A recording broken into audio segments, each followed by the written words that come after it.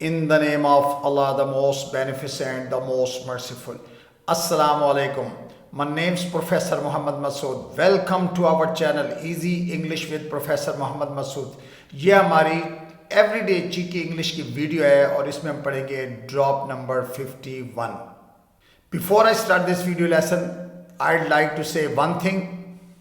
कुछ बातों में वजाहत बहुत ज़रूरी होती है, वरना चुप का जहर हमेशा के लिए कुछ रिश्तों को अपाहज बना देता है. आइए देखते हैं कि इस वीडियो लेसन में हमारे पास किस तरह के सेंटेंसेस हैं, जैसा कि लो पक्की बात. अच्छा, लो पक्की बात या लो बात पक्की, या इसी तरह से लो जी हो गया, या लो बात सुलझी, या बस इतनी सी बात, या बस बात यही खत्म, या लो तय हो गया, या लो जी काम खत्म, या लो जी आसान था, या लो अब बात साफ, या लो जी फिर वही बात. दरअसल इस तरह के सेंटेंसेस हम बात को ख़त्म करने, काम या मामला तय करने और चीज़ों को साफ जाहिर करने के लिए बोलते हैं. ये छोटे छोटे सीधे और रोज़मर्रा की बातचीत में हर वक्त इस्तेमाल होते हैं. यानी इस तरह के सेंटेंसेस आपको दिन में कई दफ़ा सुनने को मिलते हैं. तो आइए अब इनकी हम इंग्लिश भी देखेंगे और साथ एंड में हम इसकी स्ट्रक्चर को भी डिस्कस कर लेंगे कि हम इस तरह के जुमले किस तरह बनाते हैं.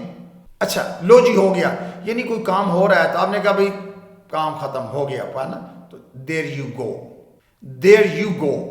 हम सिंपल इस तरह के सेंटेंसेस हमने देयर का इस्तेमाल करना है. लो जी हो गया यानी कोई काम वगैरह खत्म हो गया तो देयर यू गो. तो बस बात यही है. सो देयर इट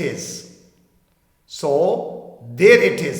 दरअसल इंग्लिश के अंदर हम बात के लिए कोई एक खास लफ्ज़ इस्तेमाल नहीं करते. हम ये नहीं कह सकते बात की इंग्लिश ये लफ्ज़ है. ये अकॉर्डिंग टू सिचुएशन हम यूज़ करते हैं. यानी जब मैं कहता हूँ जी क्या बात है, व्हाट इज़ इट, तो इट का मतलब जो है ना वो भी बात होता है. यानी इट को हम बात के लिए इस्तेमाल करते हैं. और व्हाट्स द मैटर को भी बात के लिए इस्तेमाल करते हैं. तो हम यहाँ खैर बात का लफ्ज़ डिस्कस नहीं करेंगे. इससे पहले मैंने बात के ऊपर एक वीडियो लेसन बनाया था, लेकिन दोबारा टाइम नहीं मिला कि मैं मज़ीद इसके ऊपर भी अभी काम करना बाकी है. तो इंशाल्लाह जब भी मौका मिलेगा मैं ज़रूर काम करूँगा. तो बस बात यही है. सो देयर इट इज़, बस बात यही ख़त्म. अक्सर कहते हैं बस बात यही ख़त्म भाई. चूँकि ये जो सेंटेंसेस हैं ये गुफ्तगू के एंड में बोले जाते हैं तो अक्सर बहुत मुख्तसर सा छोटा सा बोलते हैं. तो देयर वी आर देन, बस बात यही खत्म. लो बात सुलझी, देयर इट इज सॉर्टेड. यानी देयर इट इज हम इसलिए यूज करेंगे लो भाई बात सुलझी, सॉर्ट होता है सुलझ जाना, यानी उसको तरतीब दे ली किसी मामले को. तो लो बात सुलझी, देयर इट इज सॉर्टेड. वैसे सॉर्ट के लफ्ज़ मानने छानना या तरतीब देना होते हैं. कहते हैं सॉर्ट कर लें आप, इनको तरतीब दे लें, अरेंज कर लें. लो जी आसान था, कोई काम था ना, तो कहते हैं लो जी बिल्कुल आसान था ना, तो देयर यू गो ईजी. अच्छा, देयर यू गो भी हमने लफ्ज़ों का ट्रांसलेशन नहीं करना होता, सेंस को कन्वे करते हैं. और ये स्पोकन इंग्लिश के एक्सप्रेशंस हैं जो हम पढ़ रहे हैं. तो लो जी आसान था, देयर यू गो ईजी, यानी नेटिव जो हैं इस तरह के एक्सप्रेशन कॉमनली यूज़ करते हैं. तो देयर यू गो ईजी यानी भाई लो ये आसान काम था जो हमने कर लिया. लो अब बात साफ, यानी बात मामला साफ हो गया. कभी कोई बोलो जाओ रहो, कोई डिस्कशन हो गया, लो भाई अब बात साफ. तो there it is clear now. There it is mean लो अब बात साफ, क्लियर नाउ. लो कोई गड़बड़ नहीं. There it is no confusion. Confusion कहते हैं गड़बड़ को या परेशानी को, यानी कोई परेशानी नहीं है, कोई गड़बड़ नहीं है. तो there it is no confusion. लो तय हो गया, यानी कोई मामला था, बात हम सौदाबाजी कर रहे थे, बाद में कहते हैं जब कोई मामला तय हो जाए तो कहते हैं ना देयर इट इज सेटल्ड. लो जी तय हो गई गल, देयर इट इज सेटल्ड, बस इतनी सी बात. There you have it, that's all. There you have it यानी बस, दैट्स ऑल, बस मामला खत्म, इतनी सी बात थी, मामला तय हो गया, काम खत्म हो गया. तो there you have it, that's all. लो पक्की बात या बात पक्की, एक ही बात है, पक्की बात या बात पक्की. तो लो पक्की बात, देयर इट इज कंफर्म्ड, यानी बात कंफर्म हो गई है, पक्की हो गई है, तो देयर इट इज कंफर्म्ड। लो जी अब सुकून करो, there you go now relax, there you go now relax. अब ये नहीं, अगर आप ये सोचें कि हम हर लफ्ज़ का ट्रांसलेट करें तो ये पॉसिबल नहीं है। ये तो एक्सप्रेशन है स्पोकन की, जब हम गुफ्तगू को एंड कर रहे होते हैं तो इस तरह छोटे छोटे सेंटेंसेस बोलते हैं। तो लो जी आप सुकून करो, there you go now relax, यानी मामला हो गया, अब आप सुकून करें। लो जी फिर वही बात, there you go same old story, there you go same old story. तो यहाँ देयर यू गो मीन लो जी सेम ओल्ड स्टोरी, फिर वही बात, फिर वही कहानी, पुरानी कहानी जी, बस जैसा मैंने कहा था। There you have it like I said, there you have it like I said. तो लाइक आई सेड मीन जैसे मैंने कहा था, जैसे मैंने बोला था।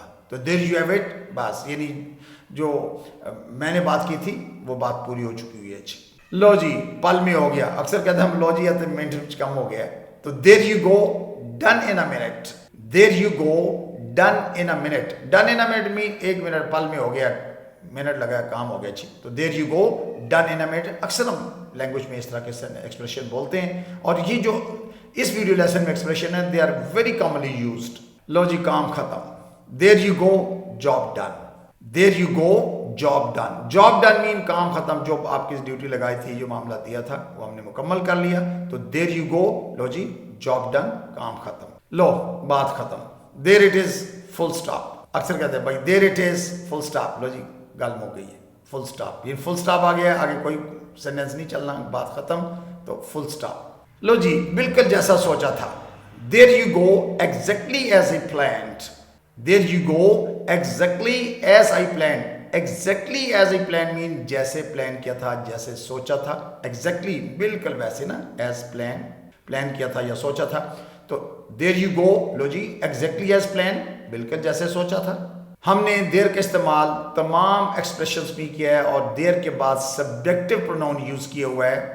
जैसे सब्जेक्टिव प्रोनाउन क्या होते हैं, फर्स्ट पर्सन में आई, वी, और सेकंड में यू, थर्ड में ही, शी, इट और दे होता है। ये सब जो है ना पर्सन सब्जेक्टिव प्रोनाउन है। तो बहरहाल देयर के बाद हमने सब्जेक्टिव प्रोनाउन यूज किया, और उसके बाद वर्ब यूज किया हुआ है, चाहे वो गो है, इज है, तो वर्ब यूज किया हुआ है। तो लो जी या बस, तो इस तरह के सेंटेंसेस के अंदर हम इस तरह की स्ट्रक्चर यूज करते हैं। So I hope you must have enjoyed the video lesson. I think that's enough for today. Thank you very much, wish you best of luck, take care, goodbye for now.